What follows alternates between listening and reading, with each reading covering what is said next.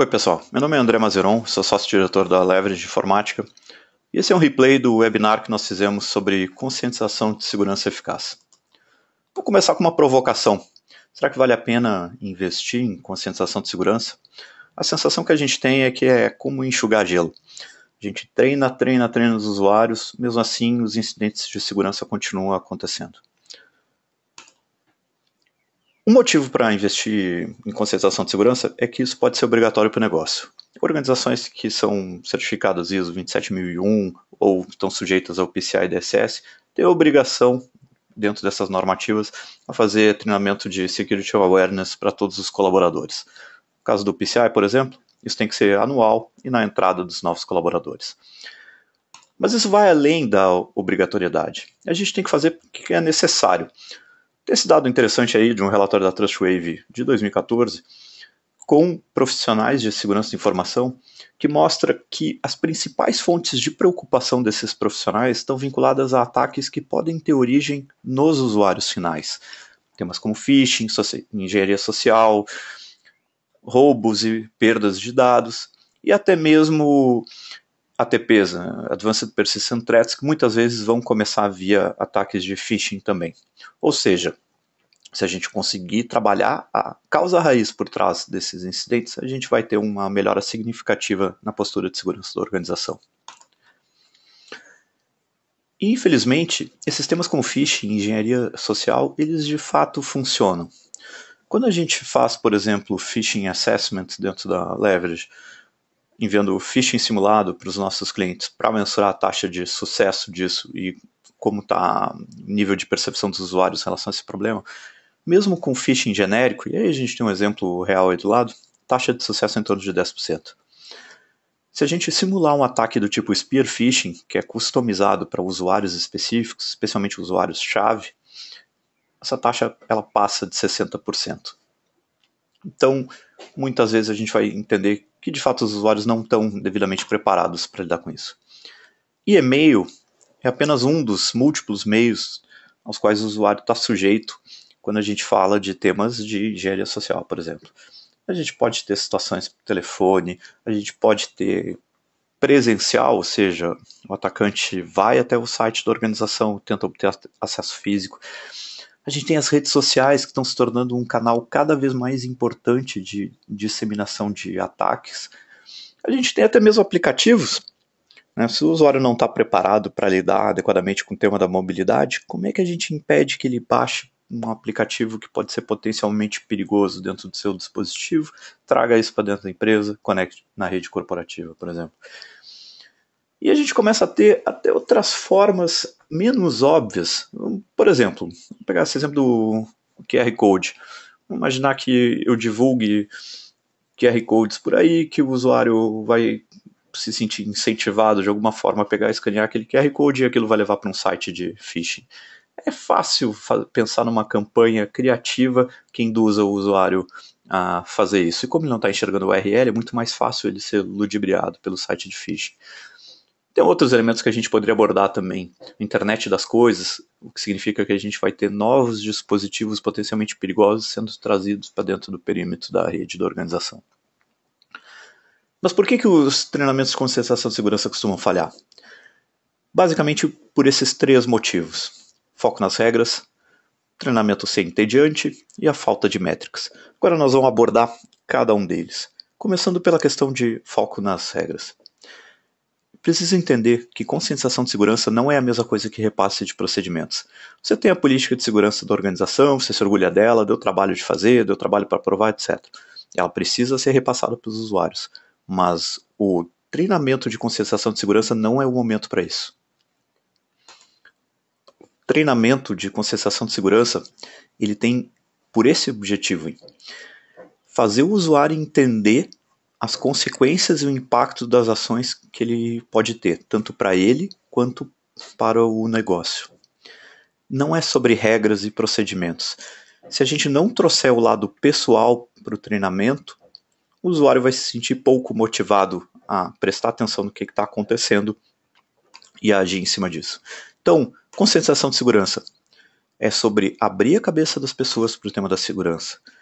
A gente facilitar o processo de aprendizado que é sempre interno, é sempre algo interno ao indivíduo, está disponível para aprender ou não. O repasse das políticas de segurança ele tem que continuar acontecendo, vai acontecer em paralelo, não dentro do mesmo evento. Se esse treinamento tem sucesso, a gente vai conseguir tornar os usuários aliados na postura de segurança da organização.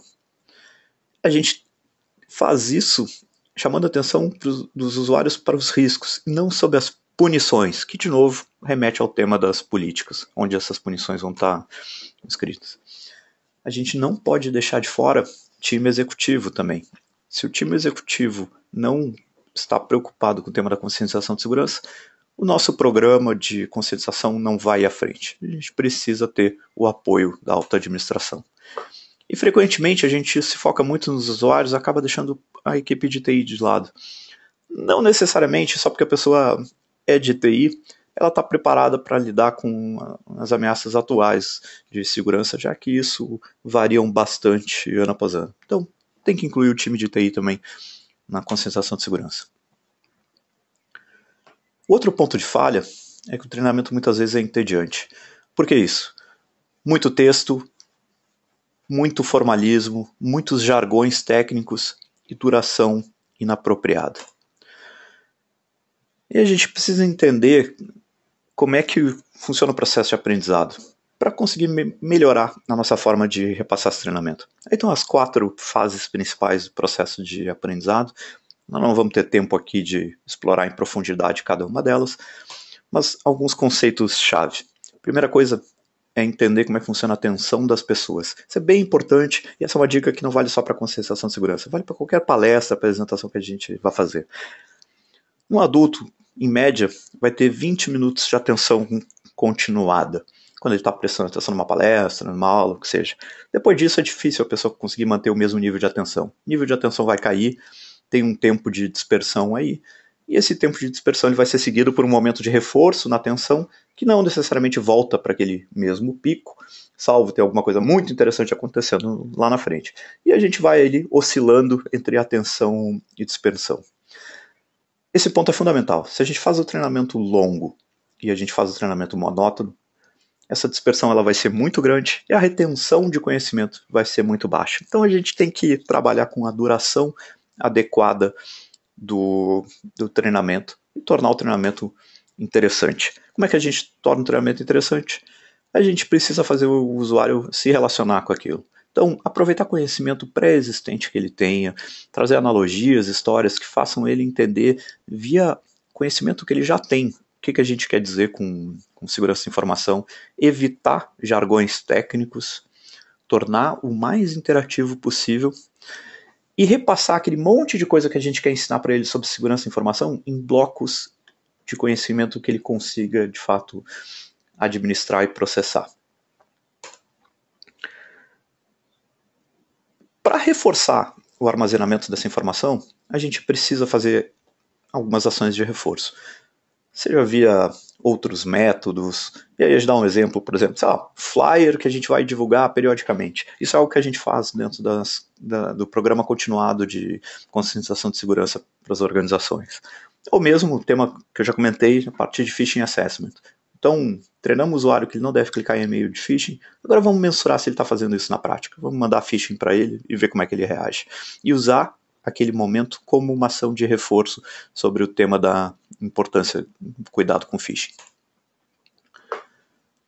Por fim, tem a questão da métrica. E aí tem uma frase que eu gosto muito, que é do William Deming, que é o pai da qualidade, que basicamente diz que se a gente não mensura uma atividade, a gente não vai ter sucesso no gerenciamento dessa atividade.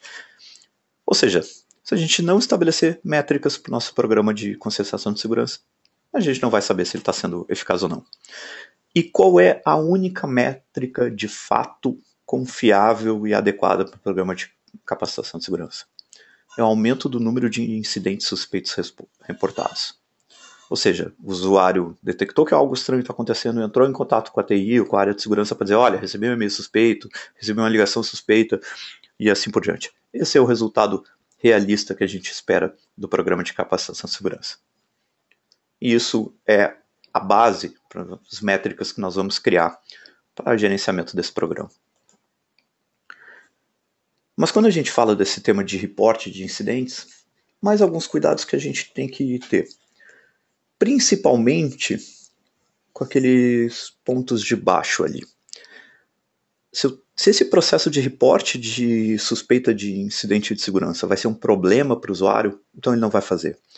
Se cada vez que ele tiver uma situação suspeita, ele for buscar a área de segurança criticar ou penalizar ele, mesmo que a penalização se dê através de tempo, ou seja, o usuário vai ter que gastar muito do seu tempo para fazer esse reporte de incidente, ele vai fazer isso uma vez e depois ele não vai mais fazer. Então ele vai guardar para si o incidente e a área de segurança ou a área de TI vão ficar às cegas em relação ao que está acontecendo dentro da organização. Então não vamos punir o usuário. O usuário é vítima do incidente de segurança muitas vezes, mesmo que ele faça de forma acidental alguma coisa. Então, recapitulando os pontos-chave, a gente tem que fazer não só pela questão de compliance, mas a gente tem que fazer porque é importante. Não se focar nas políticas. Cria um outro momento para fazer repasse das políticas. O usuário tem que entender o que ele ganha com esse processo, e daí a gente vai tornar ele um aliado. Trabalhar a questão de duração, nível de conhecimento adequados para o público-alvo. Normalmente a gente opta também por segmentar treinamento e workshops entre time executivo e demais usuários. Ações continuadas para reforço da mensagem que foi passada durante a conscientização.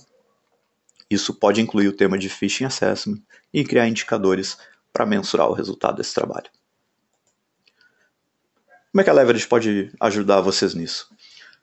Com a condução de workshops ou gerenciamento, criação e gerenciamento do programa continuado de conscientização de segurança, que vai incluir aquelas outras ações que a gente falou, treinamentos específicos para atender necessidades pontuais que a organização possa ter, a realização de phishing assessments, até mesmo o tema de pentesting, o que pode incluir pentesting via engenharia social. Pessoal, obrigado por terem acompanhado esse vídeo. Fiquem à vontade aí para fazer a subscrição ao nosso canal. A gente sempre procura trazer conteúdo interessante para vocês. Nossas informações de contato estão aí. Além do nosso site, vocês também vão nos achar no YouTube, Facebook, LinkedIn, Twitter, etc. A gente está sempre buscando trazer novidades sobre o que está acontecendo em segurança da informação.